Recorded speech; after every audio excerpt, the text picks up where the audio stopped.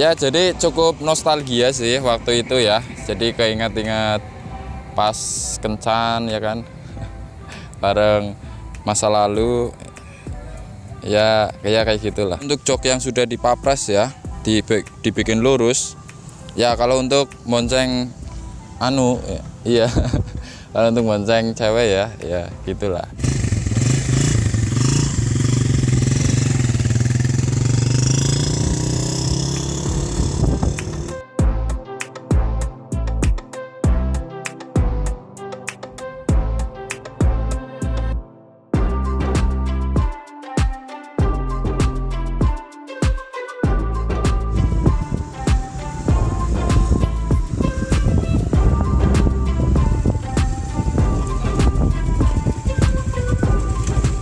Assalamualaikum warahmatullahi wabarakatuh. Balik lagi di channel ini. Di video kali ini saya akan membahas motor ini, karena di video sebelumnya saya sudah membahas mengenai, belum membahas sih, lebih ke ngevlog ya pas beli ya, kenapa sih dibeli.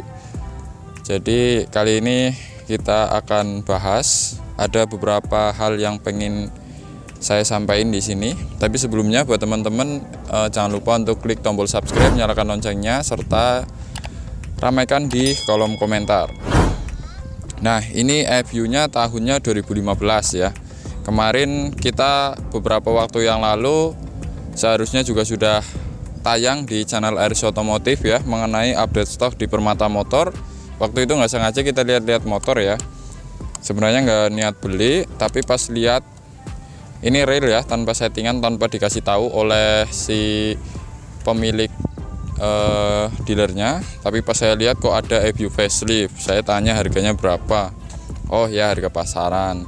Nah, pas dicek-cek kok kilometernya rendah. Ini kilometernya mungkin lebih mendekat di 15.000. Tadinya sih saya nggak terlalu percaya ya, tahun 2015 kok kilometernya hanya di 15.000. Ya, walaupun sebelumnya saya juga sudah pernah membahas EView tahun 2012 kilometernya di, kalau nggak salah di berapa ya, 17.000, EView warna pink ya. Sebenarnya saya pengen beli waktu itu, cuma kan saya lebih suka desain yang model facelift ini, jadi nggak dibeli dan waktu itu langsung laku. Nah, waktu itu pasaran di sekitar 8,5 sampai 9 juta. Nah, itu sebenarnya bisa dapat EView facelift seperti ini dengan kondisi yang sesuai dengan pemakaian.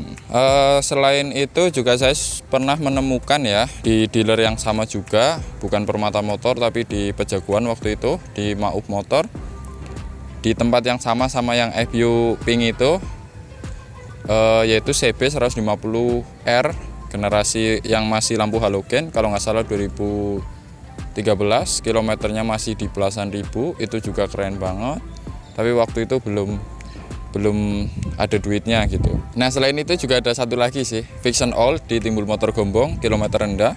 Entah itu restorasian, entah itu memang terawat, tapi kilometernya masih rendah banget. Itu juga pengen beli ya. Nah, akhirnya karena nggak ada duit, kemudian kita nggak bisa beli ya. Nah, pas lagi ada, kemudian kita beli. Nah, untuk unitnya tadinya seperti yang sudah saya omongkan ya, itu nggak percaya kilometernya segini, tapi setelah dilihat dari mikanya itu masih bening, mika lampu juga masih bening, sama mika lampu depan masih bening. Nah, yang paling biasanya nggak terlalu dipikirkan, yaitu ini soal dis ya. Dis biasanya ini yang paling pas untuk ukuran kilometer rendah atau tidak gitu. Nah, di sini ini disnya masih rata. Kalau udah pemakaian tinggi kilometernya, harusnya disnya sudah dalam ya, udah legok bahasa Jawane. Nah, ditambah lagi dengan bannya yang masih bawaan atau biasa dikatakan masih tembus ya. Jadi makanya kita ganti. Siapa tahu ini nanti laku ya. Ini masih buatan 2014. Bannya di sini ada tanggalnya, nanti saya taruh gambarnya di video. Oh, berarti ini benar-benar kilometer rendah. Nah, kalau yang namanya motor kilometer rendah, kalau motor tahun muda itu wajar ya. Motor tahun 2021 kilometer di bawah 1000 di bawah 10.000 atau 10.000 itu wajar. Tapi kalau tahun 2015 kilometer di belasan ribu itu, wah itu istimewa banget gitu. Dimana mungkin buat teman-teman yang pengen beli motor yang tahun 2015 waktu itu belum ada duit, tapi mau beli sekarang rata-rata kilometer tinggi berarti akan ada banyak perbaikan, seperti misalkan shock bocor, shock mati, ataupun komponen-komponen di dalam mesin yang bergerak ya, ataupun gear, rantai dan sebagainya, itu pasti akan sering ganti dan tenaga tidak se-powerful waktu barunya.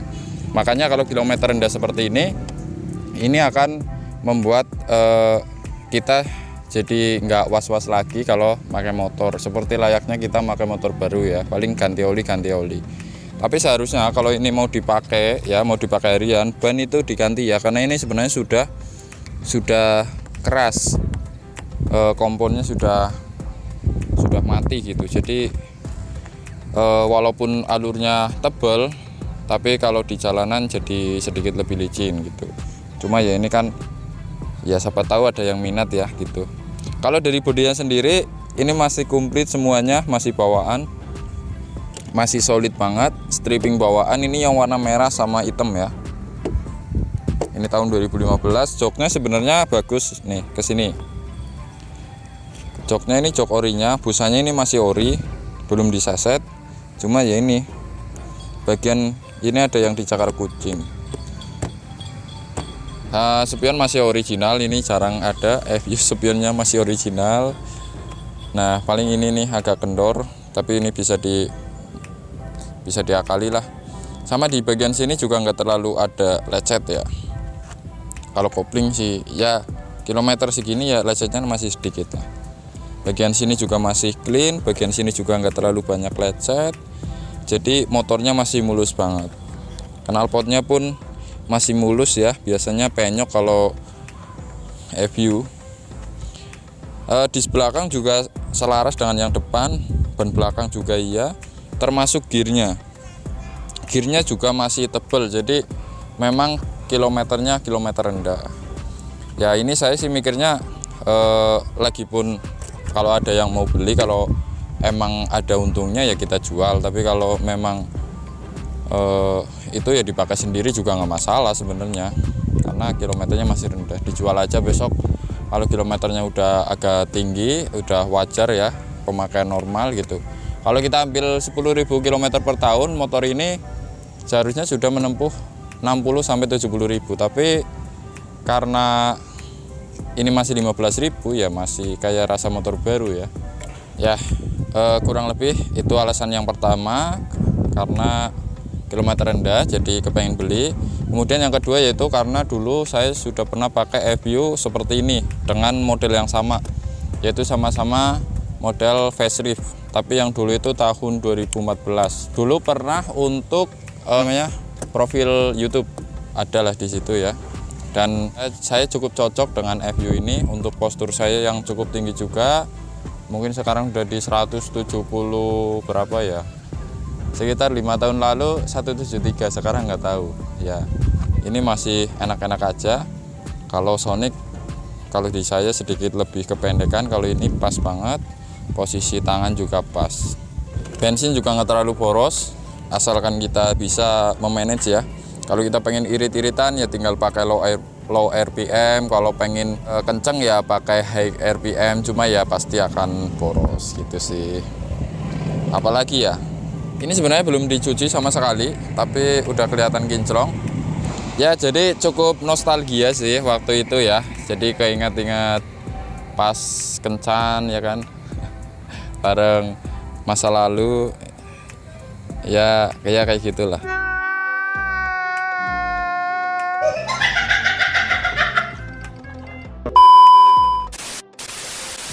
Cuma ini warnanya merah, kalau yang dulu full hitam. Bagus, tapi kalau ini dapatnya yang warnanya kayak Suzuki yang terbaru ya, yang S-Star yang warna biru itu keren sih. Cuma kalau ini ya udah oke lah. Ya kiranya konten FU rame, sebenarnya saya pengen modif juga sih. Kalau nggak ada yang beli ini dimodif lah. Posisi duduk udah pas ya. Paling kalau untuk saya sendiri footstep agak terlalu ke depan ya.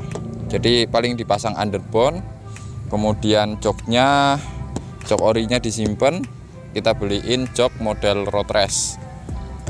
Kemudian untuk velgnya kita ganti ya, RCB Kopi ya, Virosi atau ya RCB sekalian lah, atau copotan motor lain.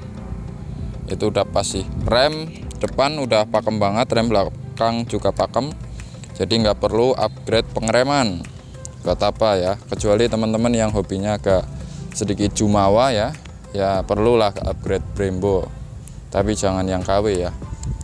Ya kalau yang KW sih bisa aja teman-teman pamer paling ke circle-nya teman-teman, tapi kalau udah kumpulnya sama orang-orang yang lebih tinggi lagi ya diketawain gitu. Ganti velg, ganti knalpot, pasang underbone, ganti bannya yang membulat, itu udah oke banget ya. Copot spion, ganti spion yang kecil, spion tomok kayak spion yang model sirkuit kayak atau kayak gimana gitu, itu udah cakep banget untuk FU. Kalau yang saya suka lagi, kalau untuk jok yang sudah dipapres ya, dibikin lurus ya. Kalau untuk bonceng iya kalau untuk bonceng cewek ya gitulah. Info nengap.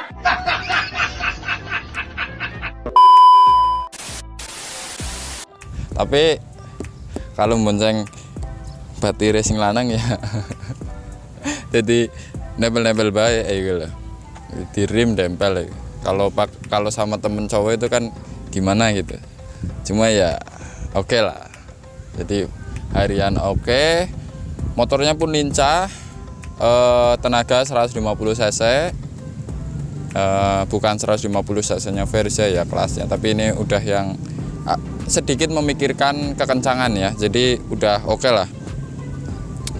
Bisa kenceng juga, bisa itu juga, shocknya juga lumayan enak. Walaupun kalau buat boncengan untuk beban yang cukup berat, kalau buat nikung sambil nikung gitu agak mantul-mantul shocknya. Cuma ya udah cukup lah.